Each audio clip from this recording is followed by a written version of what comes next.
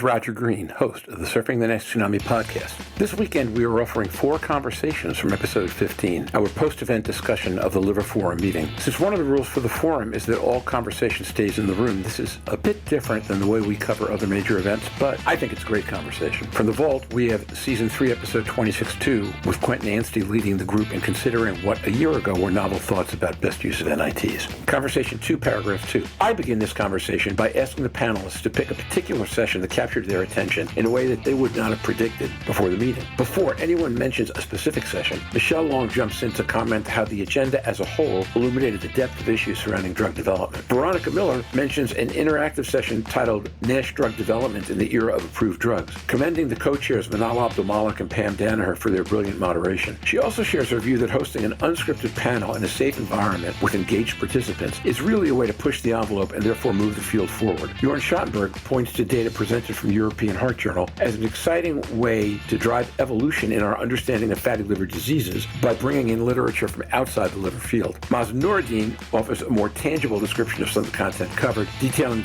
general concepts behind the session on the cirrhosis working group updates, which included his presentation on compensated cirrhosis risk stratification. As the conversation winds down, Veronica reminds that the slides from the event will be published on the Liver Forum website and are well worth the review for anyone interested. As you can hear, a lot of really interesting conversations and some novel ideas emerged from the Liver Forum meeting last weekend. It's a lot to take in and some interesting perspectives, so sit back, listen, enjoy, learn, and when you're done, join the dialogue on our LinkedIn discussion group.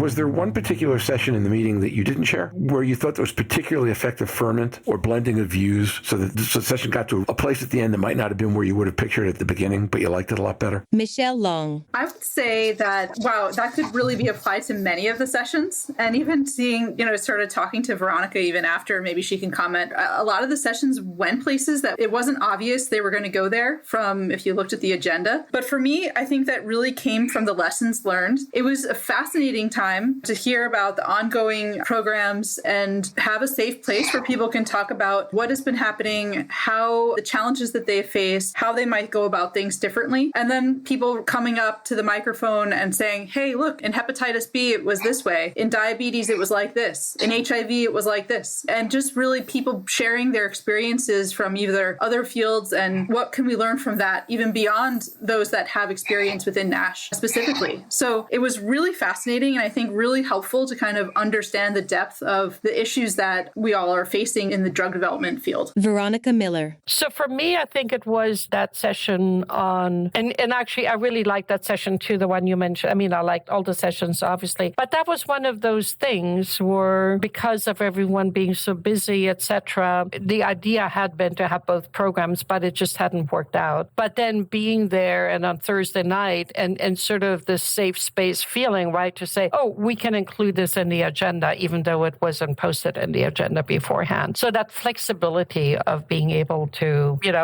let's see who's in the room and how we can add to the discussion. But I thought that the panel discussion that we set up for the end, where do we go from here once we have drugs approved? That was really no talks. That was just all, let's really put our thoughts on the table, our concerns. What are we worried about as we move forward here? So I thought in terms of an interactive session, that was brilliant. And it was brilliantly moderated by Manal Abdulmalik and Pamela Danaher from Trent. And I thought that was really one where we had no idea where this would go, but you need to trust it, right? You need to trust that. I always say you put smart people together, you give them a safe space to interact, and something will always happen. I was not at all worried about what would happen with the panel, but it wasn't scripted. And that's when you can really then push the envelope and move things forward. And one thing I wanted to say to you, Mazen, and thank you for your earlier comments, I so much appreciated you coming and staying throughout, because you didn't just come and gave your talks and then left. The issue about our academic participation really is we want people there because we build from the very beginning to the very end. We build on the agenda, right? And that last panel would have been very different if we'd started off with that. But the people in the room, it's an engagement and a commitment to engage. So it's nice to see that you came and you stayed for the whole thing. Sometimes key opinion leaders and experts in the field, they want to be invited to come give give a talk, and then leave. And that's not what the Liver Forum is about. Everyone is there to engage with all the other stakeholders, and you show them that respect that you actually stay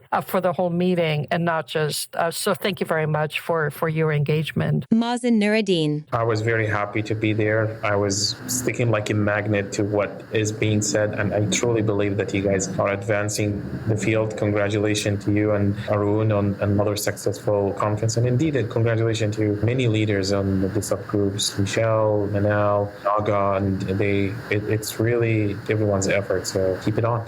Jörn Schattenberg. From here, and even from the distance, I could feel that discussion, as I said earlier, with involvement, Veronica. Maybe recapping again, I didn't follow all sessions related to my being in another continent, but the cirrhosis talk by Arun I enjoyed, because he kind of gave an outlook on innovations endpoints and how could we create new endpoints and try to think outside of our field, showing some data from the European Heart Journal there. This is also what it's about. It's an academically co-led meeting where we take ideas from the literature, somebody who oversees the entire field, and then try to transform that and bring us forward as a group. So I don't know what the boundaries are for this, but we're probably, if we stay with the levels we're at right now, somewhere between 800 and 1,000 people are going to download this episode in the next 2 months. Obviously, they will all not have been at the meeting. So I'm wondering what we're comfortable sharing with them about things that people heard or figured out at the meeting instead of merely the tone of the meeting. Can we share something with this audience about some of the, without violating the everything is said here stays here? Is there any way we can give people a flavor of some of what folks might have walked away from the meeting thinking about that they didn't walk about on the way in, that our audience can take into their own lives? Let me jump in. I can give a flavor of the cirrhosis and what we're trying to do here. I don't have to get into the details because it's not like fine-tuned yet by regulators and other, but I can share the general concept if Veronica allows me. Please. Mm-hmm. So for those that they were not there and they heard so much praise of this meeting, let me tell you what the cirrhosis group started. The cirrhosis group has been led by Arun Sanyal and Naga Chalasani. I guess the big question is what gaps we have missing in clinical trials in NASH. One of the things that we published previously in the forum is the attribution of NAFLD to cirrhosis. What does that mean? Meaning cirrhotics at certain point, they all look the same and we say burnout, right? And the regulators always wanted to know, well, even if they're burnout, it's like so not so clear to distinguish them. I really need to know if this disease is coming from NASH so I can target it with medications that target NASH. And that was the first paper about. Then to advance the field of cirrhosis and NASH cirrhosis trial, which is very difficult. We all know, I call it cirrhosis is a beast. It's really hard to overcome or wrestle with. And we started trying to find the hopes or the gaps that we actually can go after and target cirrhosis. And here's where the concept is coming from. The concept is cirrhosis, it's not like compensated and decompensated. Even within the compensated, there's so many layers that translate into so many disease severity, even within the compensated. And that concept comes from the following. There are tons of data now, and I'm not going to go into details showing that if you have less collagen, thinner septas, less nodules, you're more likely to have less disease and less likely to progress. So this might be a great group to start therapies on and reverse their fibrosis. On the other hand, if you have really potent anti-fibrotic and you want to look at outcomes, you can go to the more severe group and try to target that more severe group and power your sample to a study that can reach outcome sooner, not like because the earlier it's going to take them a very long time. So that's the concept. We're trying to break this compensated group into multiple layers to help with risk stratification and entry criteria. And thus, we reach the goal one day of having a medication that can reverse fibrosis in cirrhotics or reverse outcomes. So that's the big picture. We have a strata now. It's a very mature phase. It needs other inputs, at least polishing, before we send it for publication. That was very nice, Mazen. And also for the audience, we do publish all the slides, all the presentations are published, and we do write a report that synthesizes the conversations as well. And then, of course, we publish papers for the peer-reviewed publication system. The reason we're so careful about saying it's a closed meeting, it's what stays in the room, it's that what happens after, the discussions between presentations and the mingling and the talking over a cup of coffee or over breakfast or lunch or the reception afterwards. So it's exactly what Mazen was talking about. So this will be posted on the website. Everyone can see what Arun, what Mazen, what Naga talked about. But that was not something we would have first seen 8 months ago. It was really, it's always sort of where is the envelope and where can we push the envelope today? by coming up with that session in the way we did was really being responsive to very new thinking in the field and whatever little availability of data that we have. But that was designed. I mean, we had working group updates on the agenda all the time, but exactly how that would happen was fairly recent in terms of how that came together. But that's a very nice example of that.